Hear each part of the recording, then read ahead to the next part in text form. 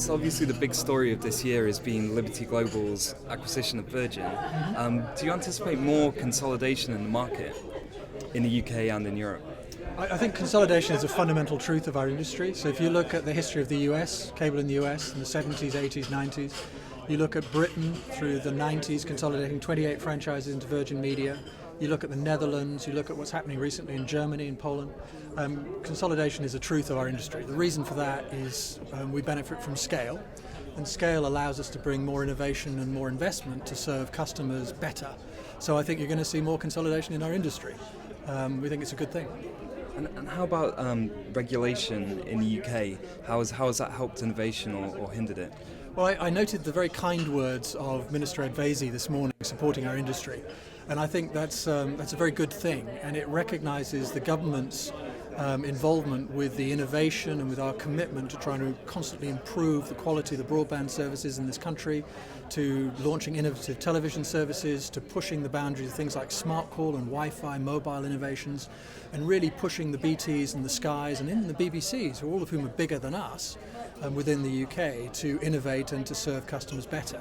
So I think the regulatory framework here recognises our challenger role and what we can do to spur the quality of services in the UK.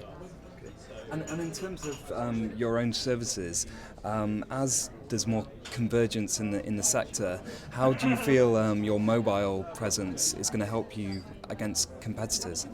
Well, it's a very good question. So when you look at the fact that mobile is now 15% of our revenues, you look at it as being, if you like, the fourth of the quad play. And nascent, but in fact we think it's got a very important role to play in terms of the products and services we'll bring to bear for our customers over the years ahead. Specifically, you look at Smart Call and our Wi-Fi calling app. You look at the way people are now making purchase decisions, the impact mobile has on churn in the cable universe, the fact that 95% of our mobile is sold into our cable customers, and mobile is at the heart now, increasingly so with data, of everything we do. So we think it's a very important pillar going forwards, and I think it'll be a topic in its own right for this conference in the years to come. Okay, and on TiVo, I mean, you've invested quite heavily in the TiVo platform. How do you see that being developed in the future, and are you going to stick with it once Liberty have taken over the company? Well, that'll be a question for Barron and for Liberty. But when you look at the fact we've already got 1.4 million active TiVo boxes in the base, 35% of the total customer population. It's driven the take-up of pay TV in the base to 87%, which is good, and our customers have responded incredibly well to TiVo, and it really goes to the heart of our mantra, if you like, which is keep up. And keep up recognises as a slogan that customers face difficult decisions and a real struggle to keep up with the opportunities and the power of the technologies we're making available. And TiVo makes it simple. So TiVo helps people navigate through really quite powerful TV platforms in a way that not just the aficionados, but everyone can understand. So TiVo exemplifies our philosophy of focusing on the customer, making it easy, and they've responded magnificently and love it.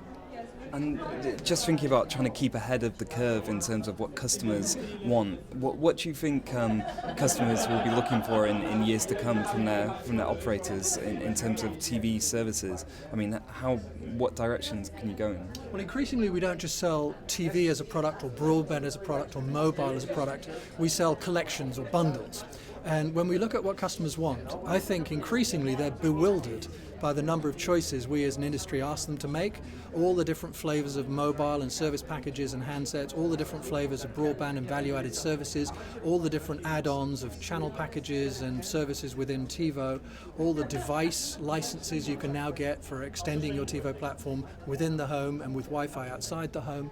I think it's bewildering. So I think one of the things customers are absolutely clamoring to have from us is simplicity, having more inclusive bundles that take care of more of their needs and to take away from them some of the agony of having to keep up with these very complicated choices. And we aim to deliver on that. And finally, I mean, what kind of investment decisions do you think operators are going to need to make to kind of future-proof their video delivery and the other services they provide? Well, when you look at the year just past, and I'll speak for Virgin Media, we are faced with more investment opportunities with very strong returns than we can sensibly fund. So we have to trade off constantly what Neil Burkett calls right from right. So we've been doubling every single customer's broadband speeds this year. We've rolled out about 1 million new TiVo boxes. We are funding the growth of our mobile division. Our business division is growing very fast indeed, and that also requires investment. So you start to look at that plethora of choices, and actually our problem is what not to fund in the light of the opportunities in front of us. And I think that'll continue for some time.